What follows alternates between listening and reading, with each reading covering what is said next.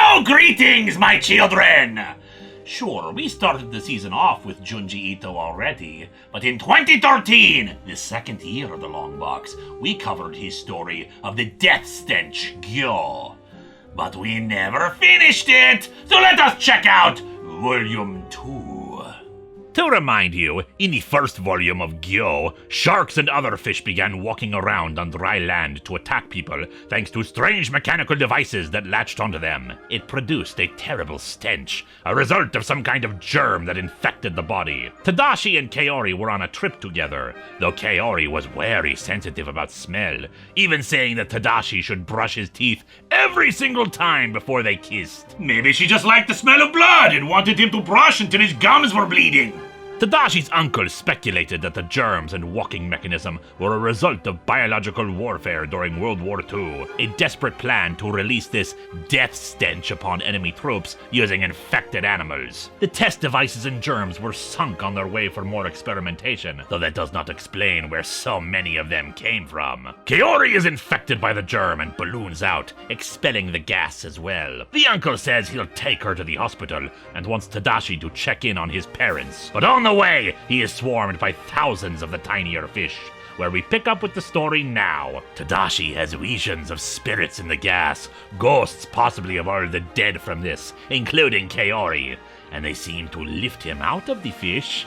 And then Tadashi wakes up, apparently having been in a coma at the hospital for a month. Since then, no more fish have emerged from the ocean, but almost the entirety of land in Japan is covered. People have grown used to the awful smell, but the germs are causing a pandemic in the nation. Tadashi seems to have a very strong immune system, and he goes out searching for Kaori, who never seemed to make it to the hospital. He manages to meet with his uncle again, who claims that Kaori died on the way. However, his assistant reveals the truth.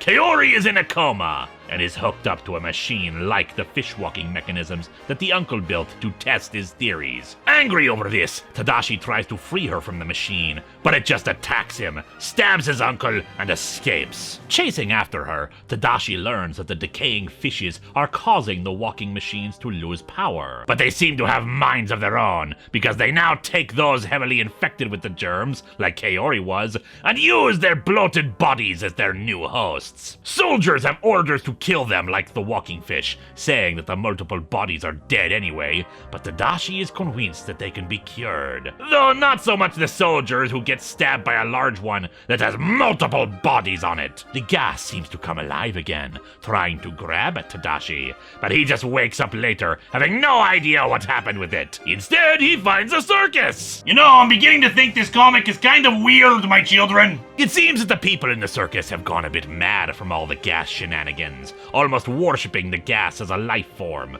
but still wanting to provide a show. Clowns that play flutes by gas naturally expelled from their mouths, aerial acts by fish and humans moving to the rhythm of the music, a cannonball powered by the gas shooting out the infected from barrels. And then there's their latest act, Kaori, who they have taken and admire the design of her sophisticated walking machine. She breaks free of them, and Tadashi, finally managing to disable her machine, drags her back to his uncle's lab in the hopes of freeing her. The assistant informs Tadashi that his uncle is dead, but she will help him free her. Unfortunately, it's confirmed that Kaori is indeed dead. Tadashi wants to bury her and his uncle, but then they hear noises coming from the secondary lab. Inside, they discover that the uncle has been hooked up to another machine like the one Kaori is in. A flying version! It attacks the two, and despite Kaori supposedly being dead, her body moves upon seeing Tadashi and the assistant together. Kaori, earlier jealously claiming that he was after her, manages to reactivate her machine and attacks the assistant. She forces her outside,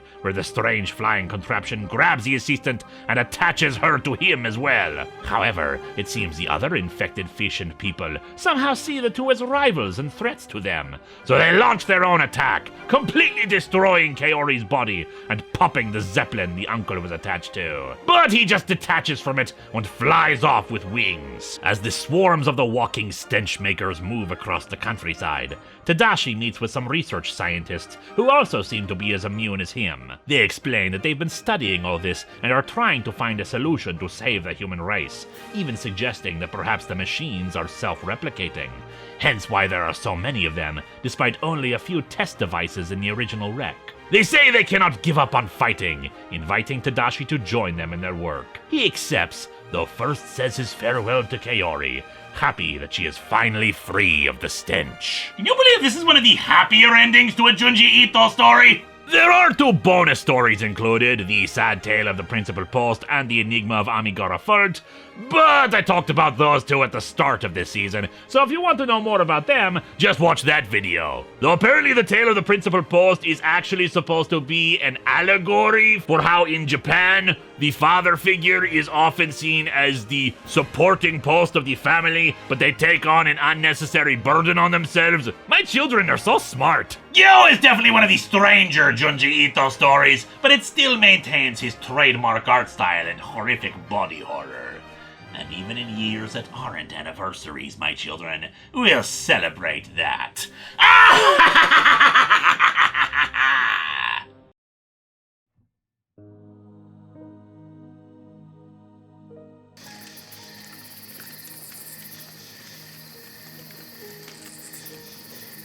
Some of these stories I've told have various explanations for things we've seen about Moarte. But what the hell is up with how he looks? The top hat, the cape. Well, one possible origin for him is that he was a stage magician. And he was the old school kind. The kind that pulled rabbits out of hats, the magic wand, all that jazz. Oh sure, there were certainly more elaborate acts than the stereotypical kind, but he always thought you had to respect the classics. They're so memorable for a reason.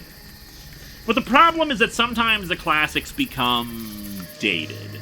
When it comes to entertainment, people want an increase in their thrills. So the magician needed to come up with new tricks, new death-defying illusions to satiate an ever-hungrier crowd. But when he ran out of new ideas on his own, he looked to fiction. To old classic tales, to popular movies that he could piggyback off of. But where he found most of his success was with comic books. Superhero fare gave him a few tricks, leaping tall buildings, being bulletproof, stuff that he could replicate with mirrors or trampolines or blanks. But horror stuff was where he got the most exciting ideas from.